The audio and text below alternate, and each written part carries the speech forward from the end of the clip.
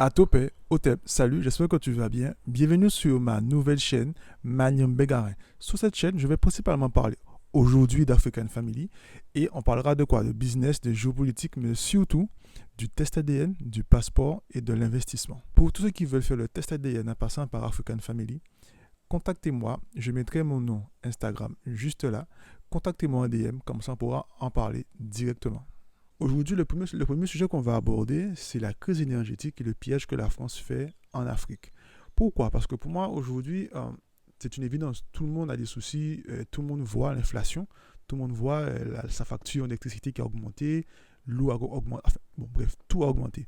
Mais il y a eu notamment cette vidéo que j'ai reçue sur Instagram d'une jeune femme qui, du coup, faisait passer son sentiment. Bien sûr, elle disait des choses, elle insultait, il n'y a pas de souci à ce niveau-là. Mais du coup, elle disait qu'elle a reçu une facture d'électricité, notamment de gaz, de 1800 euros plus 200 euros de retard. Donc en fait de 2000 euros.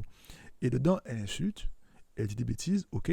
Mais je trouve que c'est très intéressant. Je ne sais pas si je vais mettre la vidéo ou pas, mais c'est très intéressant parce que du coup, ça remonte maintenant que, même si les médias mainstream ne le disent pas, hein, ne le mettent pas en avant, mais ça montre quand même qu'il y a un mal-être. Ça montre quand même qu'il y a quand même mal-être et que la vérité est là, c'est que l'inflation est là et qu'aujourd'hui, il faut payer beaucoup plus cher son électricité. Et quand tu payes 2000 euros d'électricité alors que tu ne gagnes pas forcément ou pas du tout 2000 euros, c'est compliqué. Donc, qu'est-ce que tu fais? Tu ne payes pas, tu baisses le chauffage ou bien tu le mets pas tout court. Qu'est-ce que tu fais en fait? Et cette vidéo-là, pour moi, elle a vraiment été le déclencheur parce que je me suis dit, mais en fait, il y a beaucoup de personnes en France, notamment enfin, en Europe, notamment grâce au chauffage, enfin, à cause pardon, du chauffage et autres, mais qui ont ces difficultés de pouvoir payer leurs factures d'électricité. Mais ce qu'il faut savoir, c'est que ce n'est pas uniquement un problème français. C'est un problème qui est typiquement européen. Aujourd'hui, en Angleterre, en Italie, en Allemagne, en Espagne, la population a du mal à payer leurs factures. En Angleterre, il y a une pétition qui a été mise en place dans laquelle les personnes signent en disant je ne vais pas payer ma facture d'électricité. Donc c'est clair. Quand tu as 2000, apparemment, j'ai vu même 5000 euros pour certaines personnes, comment tu fais? C'est pas possible. Donc, du coup, cette crise financière, elle a un impact direct sur la population. Mais pas que sur la population, parce que même les entreprises, aujourd'hui, selon les informations que j'ai, il y a eu euh, un grand nombre de fermetures de sociétés. Et cette dernière vague de fermeture s'est vue uniquement avant le Covid ou pendant le Covid où là, on était obligé de fermer et autres. Donc là, on peut constater que c'est vraiment un moment extraordinaire. On dit même que depuis à peu près 40 ans, 50 ans, ça ne s'était jamais fait, cette vague de fermeture de société. Pourquoi? Parce que c'est très simple. Tu as une société, disons une boulangerie par exemple, tu payes ta facture d'électricité beaucoup plus chère que le pain ou que les produits que tu vends ou que le bénéfice ou la marge que tu peux faire à la fin de la journée ou bien à la fin du mois. C'est-à-dire, en gros, tu te retrouves à payer 10 000, 15 000 euros d'électricité alors que tu n'as pas acheté ni le pain, enfin, ni la farine, ni la levure, rien en fait, ni l'eau, tu n'as pas encore payé de salariés. Donc, comment tu fais? Tu fermes en fait. À moins de faire une baguette à 10 euros, je ne sais pas, mais tu fermes. Donc, du coup, c'est cela. C'est-à-dire, beaucoup de sociétés ferment, beaucoup d'entreprises ferment.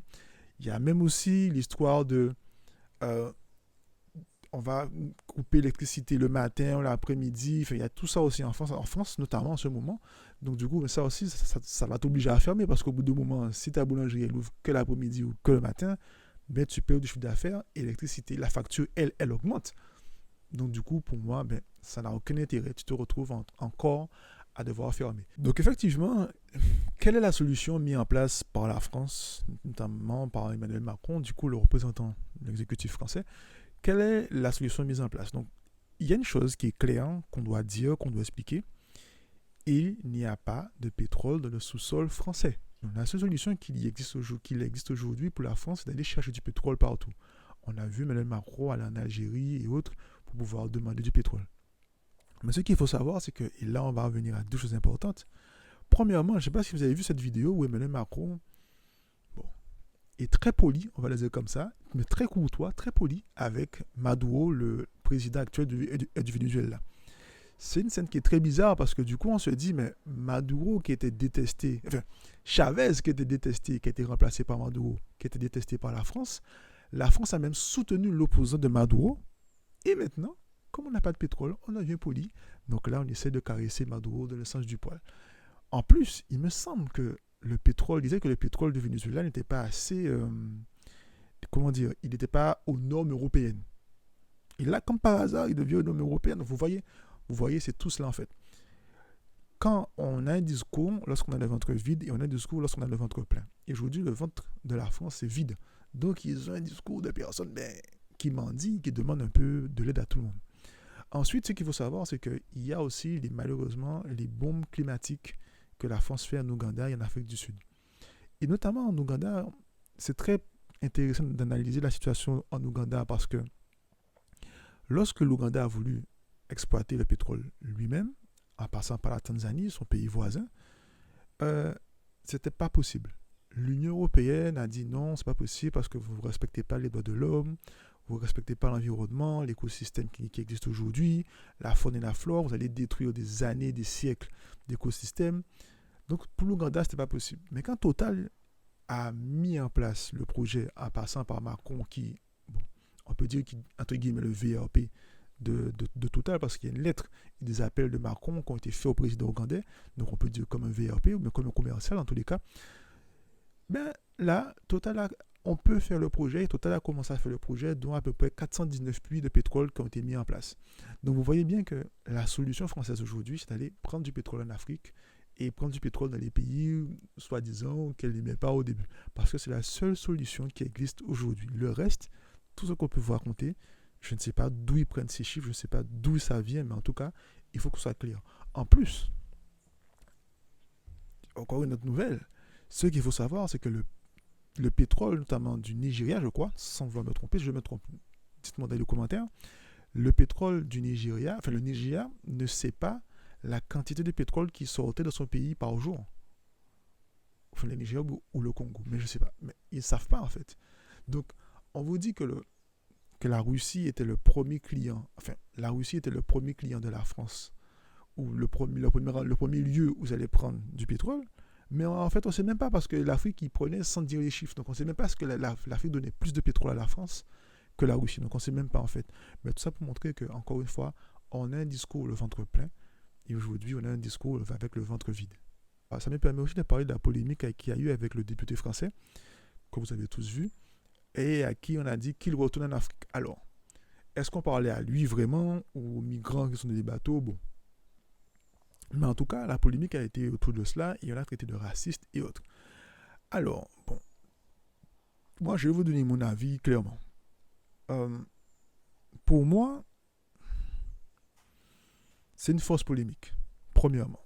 Parce que, je sais pas, il y a des choses plus importantes à parler aujourd'hui en France. Le 49.3 a été utilisé au moins 3-4 fois en même pas 2 semaines. Waouh, alors que normalement, quand on utilise le 49.3 avant, il fallait prévenir.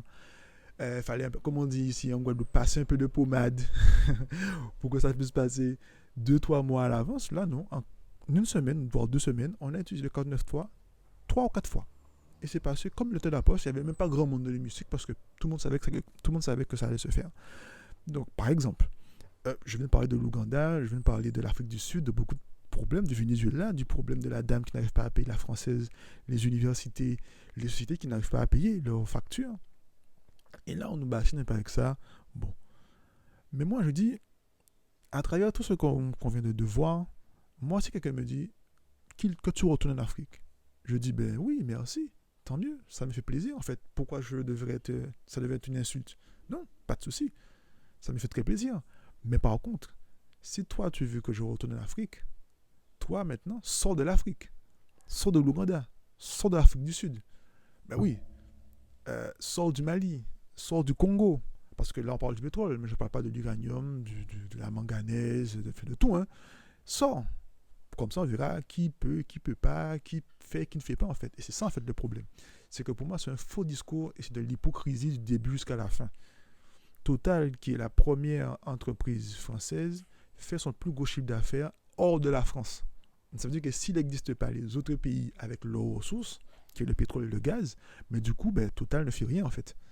Donc, Total sort du reste du monde, sort des sous-sols du reste du monde, et on verra qu'est-ce que tu peux faire. Enfin, je dis ça avec beaucoup de respect, mais c'est juste une question de logique, en fait. Donc, aujourd'hui, moi, si quelqu'un me dit Si quelqu'un dit à Nouti Aura ou bien à Miesi qui ont fait le test ADN, sors, mais retourne en Afrique. Elle te dira, mais merci, je l'ai déjà fait. Je suis Mendé, Tika, Ouassa, peu importe, bah, Mileke, Fan pour ça, pour d'autres. J'ai déjà fait mon test ADN, je sais d'où je viens. Mais mille merci à toi. Donc en fait, c'est juste, encore une fois, ce Roland de colonisation, de néocolonisation. Mais aujourd'hui, avec African Family, et notamment la possibilité de faire ton test ADN et de savoir de quel peuple et de quelle origine que tu viens, franchement, si quelqu'un te dit ça, tu diras, ben, merci, je suis africain, de telle origine. D'ailleurs, je commençais à faire mes papiers pour pouvoir rentrer, commencer à faire du business avec African Family, d'ailleurs. J'ai commencé à investir dans l'agriculture, j'ai commencé à investir dans l'immobilier, donc ça se passe très bien. Et donc je pense que dans quelques années, ben, je ferai mon retour en Afrique et je n'ai plus besoin de toi. Encore une fois, c'est le discours du ventre plein et le discours du ventre vide. Et aujourd'hui, on fait croire qu'on a le ventre plein, mais je vous rassure, le ventre, il est vraiment vide du côté de l'Europe. Il est vraiment vide aujourd'hui, malheureusement pour les Français, du côté de la France. Du coup, pour toi, j'ai une question. Est-ce que la France pille véritablement l'Afrique? Tu me mets tout ça en commentaire. On reste en contact. À très bientôt. Let's go!